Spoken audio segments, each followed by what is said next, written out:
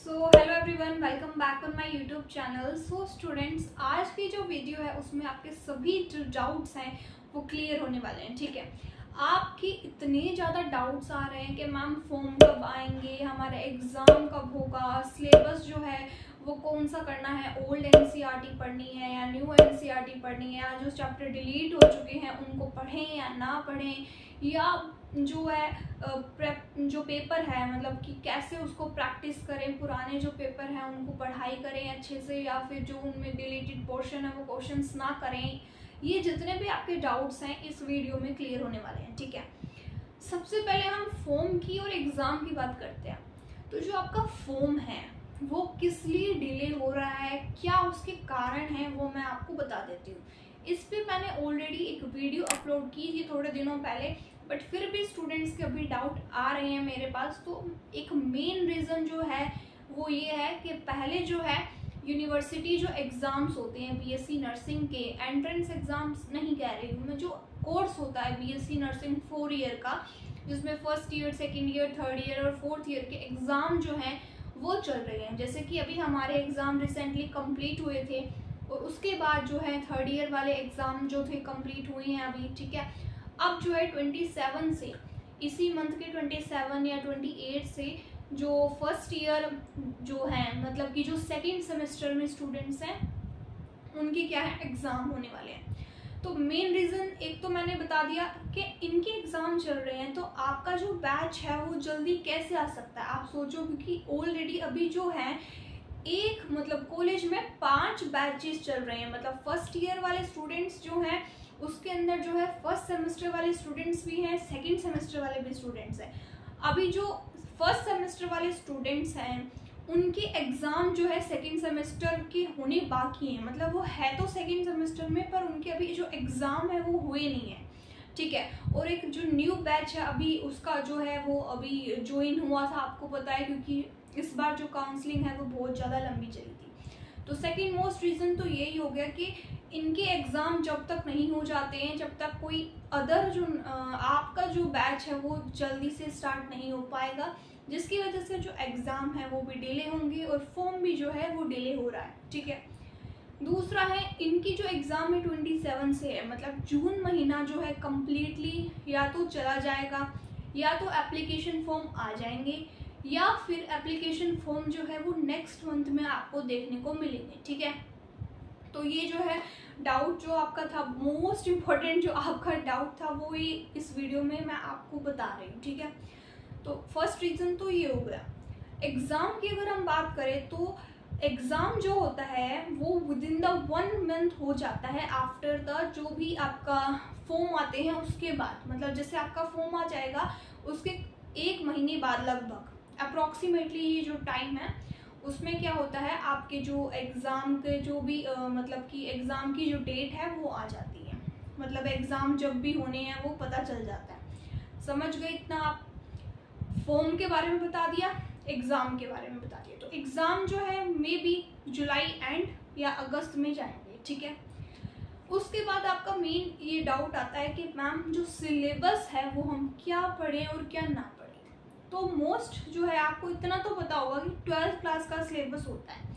अब जो सीबीएसई है मतलब आपका जो एग्ज़ाम है वो एनसीईआरटी बेस्ड आता है। तो जो एनसीईआरटी जो है उसका जो सिलेबस है वो क्या हुआ, रिड्यूस हुआ। तो सिलेबस रिड्यूस होने की वजह से क्या है, बहुत सारे बच्चों को इतना ज़्यादा कन्फ्यूज़न हो गया है कि मैम ये वाले चैप्टर्स पढ़ें या ना पढ़ें या इनको हम छोड़ दें। तो पहली बात तो ये हो गई कि आपको एनसीईआरटी न्यू वाले तो सारे चैप्टर करने ही करने हैं, क्योंकि अब देखो सिलेबस इतना कम पहले से ही है और ऊपर से एनसीईआरटी के जो चैप्टर्स हैं वो भी रिमूव हो गए हैं। तो जो आपका पार्ट है मतलब जो सिलेबस का पार्ट है वो बहुत ज़्यादा कम बचा है। तो एनसीईआरटी वाला आप पढ़ लोगे न्यू जो जितने भी हैं। रही बात आपके डिलीटेड चैप्टर्स की, तो देखो फिजिक्स है, फिजिक्स में ऑलमोस्ट सारे पुराने वाले ही हैं, जो पहले थे वो अभी भी हैं। तो फिजिक्स की कोई हम बात नहीं करेंगे। कुछ बायोलॉजी के चैप्टर या जो केमिस्ट्री के चैप्टर्स हैं वो डिलीट हुए हैं। अब देखो केमिस्ट्री है एक इम्पॉर्टेंट सब्जेक्ट है, आपकी 33 मार्क्स का जो पेपर है वो केमिस्ट्री में से आता है ना। तो 33 क्वेश्चंस जो हैं वो उसमें से आने वाले हैं। तो पी ब्लॉक एक ऐसा चैप्टर है जो कि न्यू एनसीईआरटी से जो है सिलेबस से डिलीट हो गया है, लेकिन जो आपकी RUHS यूनिवर्सिटी है उसने अभी इस बारे में कोई भी नोटिफिकेशन जारी नहीं किया है कि हाँ हम लोगों ने जो चैप्टर है वो ये मतलब डिलीट हुए हैं तो हम नहीं देंगे।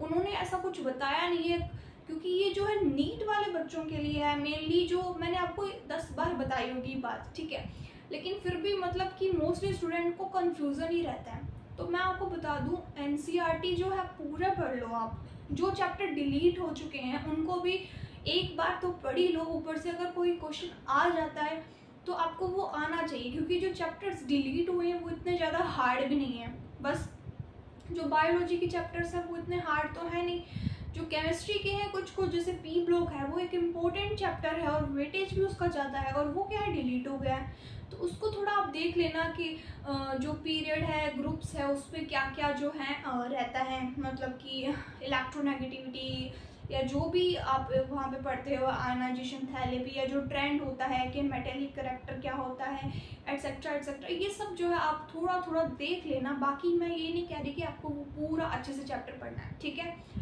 ये डाउट आपका क्लियर हो गया होगा मे बी, कि आपको जो है चैप्टर्स तो पढ़ने हैं बट थोड़ा थोड़ा ऊपर ऊपर से पढ़ लेना, ठीक है।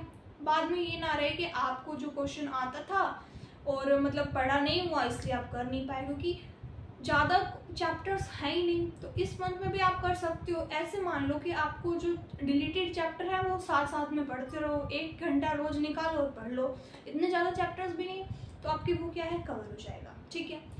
दूसरा एक 2 डाउट्स मैंने आपको बता दी, ठीक है। अब थर्ड वन इज कि मैम एग्ज़ाम का जो पैटर्न है वो कैसा आता है, इजी आता है, हार्ड आता है या मॉडरेट आता है। तो मैं आपको बता दूं एग्ज़ाम जो होता है आपका बहुत इजी आता है। RUHS जो एंट्रेंस एग्ज़ाम है वो इतना इजी आता है एज़ कम्पेयर टू नीट। बहुत सारे बच्चे सोचते हैं नीट के जैसे क्वेश्चन आते हैं, नहीं, इसमें जो पैटर्न होता है वो डायरेक्ट NCERT बेस्ड ही होता है, नीट भी NCERT बेस्ड होता है, बट ये जो होता है सबसे इजी लेवल के क्वेश्चन इसमें आपको मतलब देखे जाएंगे, ठीक है। तो पहला अगर हम बात करें कोई भी मतलब आप प्रीवियस ईयर पेपर उठा लो या जो भी क्वेश्चंस हैं वो देखो, जैसे यहाँ पर अभी मैं आपको शो कर दूँगी, कुछ क्वेश्चंस ऐसे हैं कि वो डायरेक्ट जो है NCERT जो आपकी कॉन्सेप्ट्स हैं उसकी बेसिस पर है। मान लो कोई भी फॉर्मूला बेस्ड क्वेश्चन आ जाता है तो आपको क्या फॉर्मूले पढ़ के जाने हैं, क्योंकि जो एंट्रेंस एग्ज़ाम है वो इजी वे में होता है और इसमें क्या होता है मतलब कि जो फॉर्मूले बेस्ड क्वेश्चन है वो ज़्यादा आते हैं। एक वीडियो मैंने आपको पहले भी बनाई थी जिसमें मैंने आपको सब कुछ बताया था कि कैसे जो है NCERT के फॉर्मूले की एक शीट बनानी है, केमिस्ट्री के जो भी नेम रिएक्शंस है उसकी शीट बनानी है, ठीक है। अगर आपने पहले बना ली होगी तो अच्छी बात है, नहीं बनाई है तो अब भी बना लो। इतना ज़्यादा जो है आपके पास है नहीं कि हार्ड है, बहुत ज़्यादा बना नहीं पाओगे, बहुत इजी वे में बन जाती है और जल्दी भी बन जाती है। तो एक हो गया आपका कि आपको अच्छे से जो है फॉर्मूला पढ़ लेने हैं, कॉन्सेप्ट्स पढ़ लेने हैं। मोस्टली स्टूडेंट मुझसे पूछते रहते हैं कि मैम आप हमें क्या है इम्पोर्टेंट क्वेश्चंस बताओ। अब देखो बच्चों, इम्पोर्टेंट क्वेश्चंस तो कुछ नहीं होता है।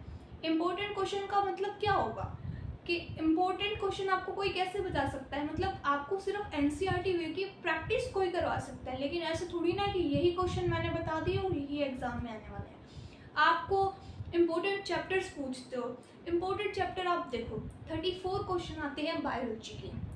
चैप्टर कितने हैं, लगभग 12 या 13 चैप्टर होंगे अगर माइनस करके देखिए ओल्ड NCERT में से जो हटा दिए हैं चैप्टर्स, ठीक है, या फिर 15 होंगे अप्रोक्सीमेटली। तो चैप्टर्स ही इतनी है, क्वेश्चन आने हैं 34, जस्ट डबल। तो मतलब हर एक चैप्टर में से 1-2 क्वेश्चन आएंगे ही आएंगे। तो चैप्टर्स सारे पढ़ने हैं, सभी चैप्टर्स इंपॉर्टेंट है, ठीक है। बायोलॉजी का तो मैंने आपको डिटेल वीडियो बनाया था कि NCERT को कैसे पढ़ना चाहिए, कैसे रिवीजन करना चाहिए, प्रॉपर नोट्स कैसे बने जाते हैं। नोट्स ऐसे नहीं बनाने होते कि सारा आपने जो भी कंटेंट लिखा वो पूरा का पूरा नोट्स में छाप दिया, ठीक है। नोट्स होते हैं सिंपल और एकदम ऐसे जो कि आपको जो है देखते ही जो है याद हो जाए, इस तरीके के नोट्स होने चाहिए। ये मैंने आपको पहले बता दिया था। उसके बाद हम बात करते हैं आपकी केमिस्ट्री की। अब केमिस्ट्री में भी अगर आप बोलोगे चैप्टर्स कितने, सब में इतने इतने चैप्टर्स ही हैं और 33 और 34 क्वेश्चंस आने हैं फिजिक्स, केमिस्ट्री और बायोलॉजी में। तो हर चैप्टर ही इम्पोर्टेंट है। केमिस्ट्री की अगर हम बात कर रहे हैं तो उसमें 3 वेज में है, फिजिकल, ऑर्गेनिक और इनऑर्गेनिक। कुछ बच्चों को फिजिकल केमिस्ट्री समझ में नहीं आ रही। अब फिजिकल केमिस्ट्री जो है इतनी हार्ड नहीं है। जो चैप्टर रिमूव हो गए, मान लो आपने छोड़ दिया, इट्स ओके, लेकिन जो चैप्टर एनसीईआरटी में अभी हैं उनको तो अच्छे से पढ़ना ही पढ़ना है। उसमें क्या है, कोई भी चैप्टर है, मान लो जैसे कि सॉल्यूशन वाला चैप्टर है, अब वो थ्योरेटिकल कॉन्सेप्ट वाला चैप्टर है, उसमें क्वेश्चंस आ जाते हैं कि हेनरी लॉ जो है वो क्या कहता है। 4 ऑप्शन दिए होंगे और उसमें डायरेक्टली प्रोपोर्शनल किसके होता है किसके नहीं होता, इस तरीके का क्वेश्चन आते हैं। तो आपको क्या है, उसको अच्छे से पढ़ के जाना है, ठीक है। तो आप एनसीईआरटी को थोड़ा थोड़ा ऊपर से भी देखोगे ना तो आप हो जाएगा, और जहाँ से भी आपने वो चैप्टर आप जो भी आपने पढ़ा होगा वहाँ से भी आप कर सकते हो उसको, ठीक है। दूसरा मैं बात बताऊँ आपको ऑर्गेनिक की। और ऑर्गेनिक में आप मुझे ऐसे बोलते हो कि मैम ऑर्गेनिक हमें याद नहीं होती है। इस टाइम पर क्या है बच्चों, आप याद नहीं कर पाओगे, उसको थोड़ा समझ के करो। नेम रिएक्शंस तो आपको याद कर लोगे कि जो नेम रिएक्शंस है वही इंपॉर्टेंट है, जैसे कि वुड-श्विटिंग रिएक्शन हो गई, ठीक है। ऐसे बहुत सारे रिएक्शंस है, सैंडमेयर रिएक्शन है, उसमें पूछ लेते हैं प्रोडक्ट क्या है, रिएक्टेंट क्या है। इस तरीके के जो कॉन्सेप्ट बेस्ड क्वेश्चन है वही आते हैं। ऐसे नहीं आते बहुत हार्ड पूछ लिया होगा, कोई ऐसा क्वेश्चन आपके नहीं देखने को मिलेगा। और जैसे बात करें इनऑर्गेनिक केमिस्ट्री की, इनऑर्गेनिक केमिस्ट्री वो इतनी इजी है कि ट्रेंड्स आपको पता होना चाहिए, आप करके आ जाओगे। और इतने चैप्टर्स भी नहीं है उसमें। अगर आपको कोई ऐसा चैप्टर लगता है कि आपको वो बहुत हार्ड लगता है तो आप उसको बार बार क्या है, न्यूमेरिकल्स या जो भी क्वेश्चन प्रैक्टिस है वो करो। वो करोगे तो आपको अच्छे से जो है सब कुछ क्लियर हो जाएगा, ठीक है। तो ये हो गया दूसरा, हमने केमिस्ट्री की बात करी। Third one is physics. Physics से बच्चों को इतना डर लगता है कि मतलब उन्हें ऐसा लगता है कि फिजिक्स हम नहीं कर पाएंगे। तो फर्स्ट वे जो है फिजिक्स का, आपको क्या करना है, फॉर्मूला बना लो, फॉर्मूला शीट बना लो हर चैप्टर में से। जैसे इलेक्ट्रोस्टैटिक्स है, पोटेंशियल वाला है, करंट इलेक्ट्रिसिटी है, मैग्नेटिज्म वाला है, मैग्नेटिक फील्ड वाला, ये जितने भी चैप्टर्स हैं आपके एनसीईआरटी से, आप जो है फॉर्मूलाज लिख लो एक पेज पे। उसके बेसिस पे क्वेश्चन जो है आते हैं। मतलब फॉर्मूला वाले इतने ज़्यादा क्वेश्चंस न्यूमेरिकल आपसे पूछे नहीं जाएंगे। ये सिंपल एग्जाम होता है, इसमें छोटे छोटे कॉन्सेप्ट रिलेटेड फॉर्मूला पूछे जाएंगे। जैसे मान लो एग्जाम्पल है कि कोई वायर जो है उसकी लेंथ इतनी है, ये है, वो है, एक्सेट्रा एक्सेट्रा, और पूछेंगे कि इसकी रेजिस्टिविटी क्या होती है, या फिर रेजिस्टेंस क्या होता है, वोल्टेज क्या होती है, V is equal to I R होता है, R पूछेंगे तो V बाई आई, ऐसे इस तरीके के फॉर्मूले बेस्ड ही क्वेश्चन आते हैं। तो ज़्यादा हार्ड तो आते नहीं है। दूसरा आता है जैसे कि कौन सी चीज़ किस पे डिपेंड करती है, डायरेक्टली प्रोपोर्शनल किसके है, इनवर्सली प्रोपोर्शनल किसके, इस तरीके के क्वेश्चन पूछे जाते हैं जो कि बहुत ईजी होते हैं। अगर आपने कोई भी चैप्टर अच्छे से पढ़ रखा है तो आप उसको कर पाओगे। सो फिजिक्स, केमिस्ट्री, बायोलॉजी, ये तीनों इतनी हार्ड है नहीं, और फिजिक्स का आपको डर इतना बिल्कुल भी नहीं है।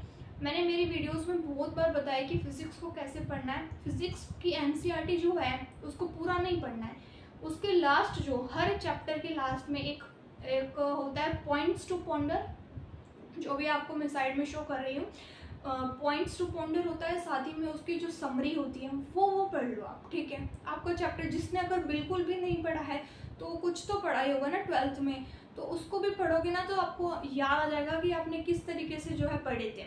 इतना हार्ड होता नहीं है ये, आप इसको मतलब डरना मत इससे, ठीक है, कर पाओगे। और यही टाइम है, आप ज़्यादा टाइम भी नहीं बचा एग्ज़ाम में, तो हो सकता है, इतना ज़्यादा हार्ड है नहीं एग्ज़ाम, कोई नेगेटिव मार्किंग होती नहीं है। आपका जो टाइम ड्यूरेशन है वो 2 घंटे का होता है, ठीक है।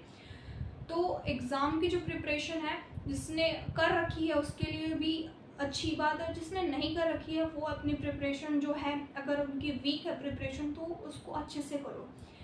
मोस्ट इम्पॉर्टेंट पॉइंट इस वीडियो का ये है कि एग्ज़ाम के लिए आपको PYQs लगाने होंगे। पुराने साल के पेपर्स उठा करके लगाना शुरू कर दो, यही टाइम है, अब इसके आगे कोई टाइम बचा नहीं है।